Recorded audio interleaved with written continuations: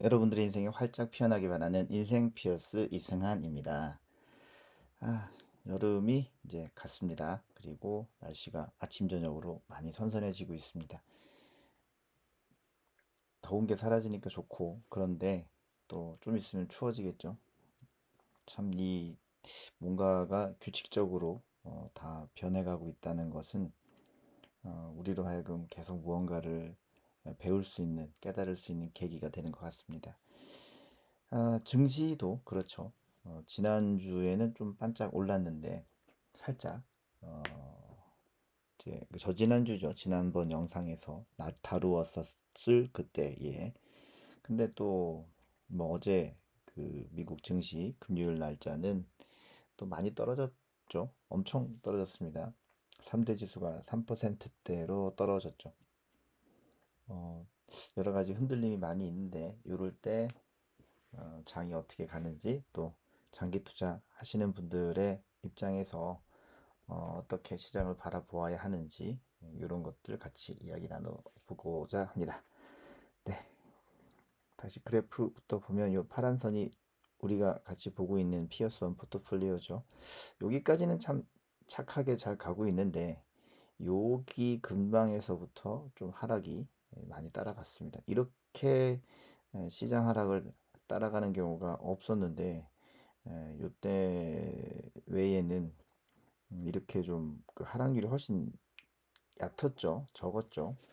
근데 이제 요 부분에서 올해 초부터 동률화 하락에 대해서 동조화가 조금 커진 것이 좀 아쉽긴 합니다.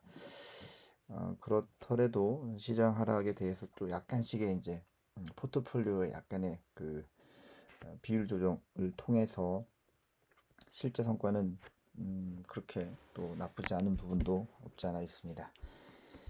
성과를 보러 가도록 할게요.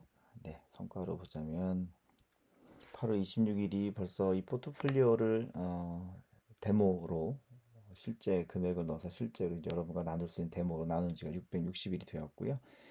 초반부에 제가 조금 더 이렇게 돈을 좀 더 넣었습니다. 그래서 일시납 형태의 내용이기도 하지만 적립식으로 했을 때 효과도 좀 보고자 넣었는데 다행히 좀 그 적절한 시점에 투입을 했는지 연평균 수익률과 금액 가중 수익률은 좀 다르게 나옵니다. 중간에 돈을 좀 더 넣었을 때 이런 상황을 금액 가중한 거잖아요. 그때 수익률은 12.12%가 나오고 있고요. 연평균 수익률도 지금 660일 2년 동안은 7.72%를 유지하고 있는 상황입니다. 결산을 한 금액으로는 이제 이 정도가 나왔고요. 환율이 조금 올랐죠. 환율이 오른 것 때문에 수익이 좀 더 났었고요.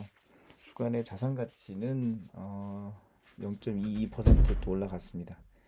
문을 열고 닫는 소리가 났는데 또 저희 그 어머니께서 그 응원을 하러 잠깐 왔다 가셨네요. 네, 그래서 약간 어, 소리가 좀 있었습니다. 네, 잡음에 대해서 양해 말씀드리고요. 그래서 환율이 또 엄청 많이 오르고 있죠. 1330원대를 훌쩍 넘어가서 1340원도 찍고 그러고 있는데 이 정도의 환율이 있었던 때가 사실 뭐 얼마 없었죠. IMF 때에 거의 뭐 2000원 육박했던 때가 있었고 2008년도 리먼 사태 때도 한 1300원대, 1600원대까지 올라갔었죠. 요번에 1300원대면은 그 못지않은 큰 영향인데 해외 투자하시는 분들 걱정들 좀 많이 하세요. 이렇게 환율이 높은데 해외 투자해야겠느냐? 여러분들은 어떻게 생각하십니까? 저는 해도 된다를 넘어서 해야 한다라는 입장인데요. 왜냐하면 지금 여기 인덱스, S&P 500 인덱스 같은 거 보시면은 전고점 대비 거의 20% 정도 하락한 상황이잖아요. 그러면은 나중에도 이제 이렇게 환율이 올라가서 찾을 때에도 우리가 받을 수 있는 돈이 커진다로 볼 수 있는 거죠. 사실은 어, 나스닥 같은 경우도 4% 이상 하락한 상황이었죠. 그 어제 금요일 날짜로. 그렇더라도 자산 가치는 올라갔는데 이게 환율 변동 덕분에 자산 가치가 또 올라가는 내용이 있습니다.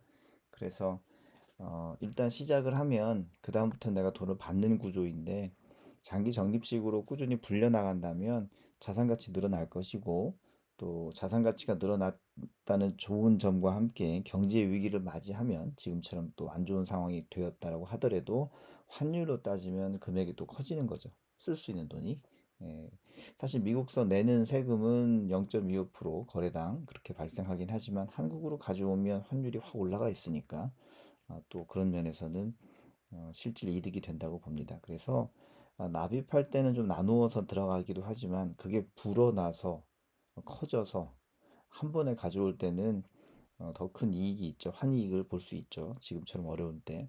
그리고 여기 그래프 보시면 꾸준한 우상향을 보이는 것이 자산 시장입니다.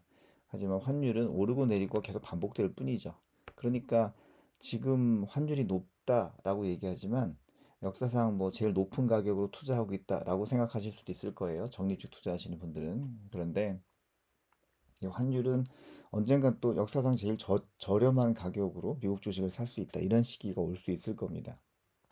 그래서 환율은 꾸준히 오르고 내리기 때문에 그 중간값, 평균값으로 결국 내가 달러를 산 게 돼요. 그러니까 환율은 크게 걱정 안 하셔도 된다. 투자를 작정하셨으면 쭉 하셔도 된다라는 입장이고요. 그렇게 해서 모아놓은 자산이 이렇게 우상향을 했을 때 경제 위기가 아니어도 자산 가치가 좋으니까 수익이고요. 경제 위기가 오면 또 환율이 방어해 주기 때문에 또 수익이라는 거죠. 이게 저 미국 주식 투자의 장점 아닌가 싶습니다. 네. 벤치마크를 보면은 이제 미국 주식과 S&P 500과 피어스원이 0.7 정도의 이격을 보이는 비슷하게 움직이는데 좀 다르긴 하던데 다르다는 거죠. 똑같이 일이 아닌 게 똑같으면 S&P 500 하지 이거 할 이유가 사실 없는 거죠. 연평균 수익률이 처음에 이 포트폴리오 런칭할 때 한 3년쯤 전에 저희가 디자인할 때는 이게 12%에서 2% 정도 높았는데 올해 좀 떨어졌습니다. 뭐 조만간에 또 회복되겠죠? 이런 것들이 변동이 되니까요. 한편 올해 초 정도, 올 초 정도까지는 S&P 500이 또 10%까지 또 많이 올라갔습니다. 그렇더라도 연평균 9에서 10 나오는 이런 정도의 수익은 사실 그 요즘 같은 저금리 시대에 거의 10배 받는 느낌이잖아요. 그러니까 투자 기간도 10배 앞당길 수 있고 줄일 수 있고 그래서 그 은행에서 10년 투자할 거 여기서 1년 투자해도 되는 그런 산술적인 장점을 우리가 기대해 볼 수가 있겠죠. 어쨌든 투자하실 때 꾸준히 가시면 장기 적립식으로 갔을 경우에는 S&P 500도 뭐 1천만 원이 4,500만 원이 되고 피어스원으로 하셨다면은 1천만 원이 5,300만 원 정도 될 수 있는 이런 성과들이 담겨 있습니다.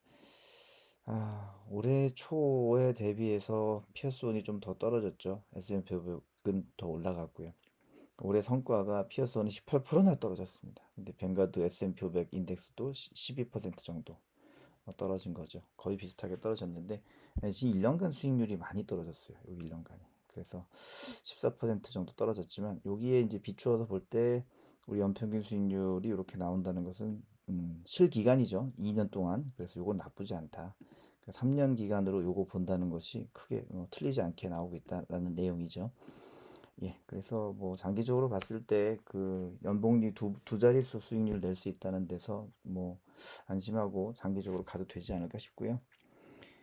지난주 영상에서 장 마감했을 때의 금요일 가격과 주식 가격과 그리고 이번 주 주식 마감 가격 금요일자에서 금요일자까지입니다. 다우존스가 4.22%가 떨어진 셈이고 S&P 500도 4.04, 나스닥은 4.44입니다. 이상하게 4자가 많이 있어요. 예.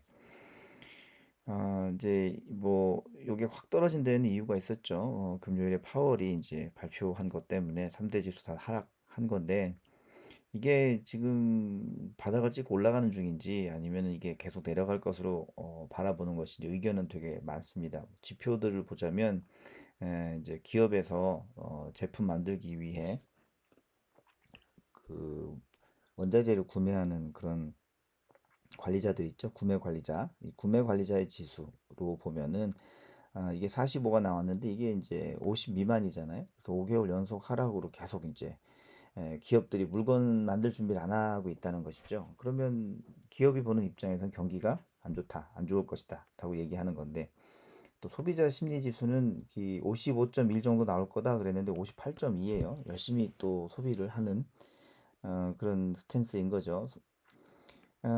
그래서 이게 뭐 경기가 좋을 건지 나쁠 건지 이런 지표상에서도 딱 방향이 나오지 않는 것들이 많이 있습니다.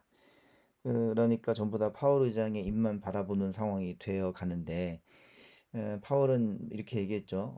인플레이션율이 2%로 되돌아가야 된다. 그래서 지금 하고 있는 이제 통화 긴축을 중단할 수 있는 뭐 여지는 없고, 뭐 이 과정에서 경제적 비용을 치를 수도 있는데, 그렇더라도 물가 안정이 없으면 고용률이 떨어진다, 실업이 생긴다, 그리고 이게 가계 부담이 더 커지는 게 되지 않느냐. 그래서 이제 이런 내용 때문에 시장에서는 뭐 9월에도 75bp 이 자이언트 스텝이죠. 0.5는 빅 스텝인데 지금 두 번 0.75%씩 올렸는데 9월에도 0.75 올리는 게 이상하지 않을 수 있는 분위기를 만드는 발언이 있었던 거죠. 이것이 지난 금요일에 하락을 가져온 것 같기도 하고요. 현재 기준금리가 2.25에서 2.5 정도인데 이게 이제 연말 3.75까지 올라가려면 추가로 1.25% 인상이 돼야 되거든요. 사실 그 한국도 기준금 1.2 뭐 이 정도였었는데 추가로 이걸 더 올린다는 것이 녹록지 않은 내용인 것 같고요. 그리고 이제 지표상에 이제 인플레이션이 정점으로는 뭐 지나고 있다라고 해서 또 이건 긍정적이기도 합니다만 이게 이제 인플레이션율이 떨어진다는 건 경제 성장이 조금 멈칫할 수 있는 부분인 거죠. 예, 그래서 경제가 이렇게 좀 버텨주면 좋은데 이게 만약에 버티지 못하고 또 많이 이 소비자 심리 같은 것들이 또는 기업의 투자 심리 같은 것들이 위축이 되면 경기가 또 좀 가라앉는데 이럴 때는 보통 중앙은행에서 금리를 낮추면서 통화율을 높여줬는데 요번에 이렇게 올려준 금리가 23년 한 해 동안은 쉽게 하락하지 않을 것으로 예상이 되는 상황인지라 그래서 과연 그 정부가 돈값을 올리고 또 기업이나 가게들이 그것을 충분히 이겨내면서 중요한 건 이겨내면서입니다. 이겨내면서 경제 성장까지 끌고 갈 수 있겠느냐 이게 쉽지 않을 수도 있지 않느냐 이제 이런 것들 때문에 경기가 오를 수도 내릴 수도 있지 않느냐라는 여러 가지 의견이 특히 많은 시절입니다. 가만히 보면 이런 경기 전망에 대해서 무조건 좋을 것이다라고 했던 적은 사실 없었죠. 그리고 언제나 오를까 내릴까 고민은 하고 있습니다. 여러 가지 지표를 보면서 오를까 내릴까 예상은 해보지만 지난 일에 대해서만 논평이 가능한 것이고요. 앞으로는 어떻게 하면 되겠느냐에 대해서 오로지 한 가지 전망만 있을 뿐이죠. 주식이 싸지든 높아지든 꾸준히 장기로 오랫동안 투자하면 반드시 수익으로 되갚아지더라. 반드시가 아닌 경우도 가끔 있긴 한데 그때는 조금 더 기다리면 또 그 반드시라는 턴으로 돌아갑니다. 내가 돈을 맞춰서 써야 되는 상황에 자금까지 다 넣지 않는다면 또는 딱 정해진 금액을 받을 수 있는 방식의 투자를 이어간다면 장기 투자는 반드시 우리한테 이익으로 돌아오지 않는가라고 믿고 여러분들과 함께 이 내용을 나눴습니다. 한 주간도 건강하시고 선선해지는 날씨 속에서 즐거운 추석을 예상해 보시기를 바랍니다. 자, 저는 다음 주에 또 뵙겠습니다. 감사합니다.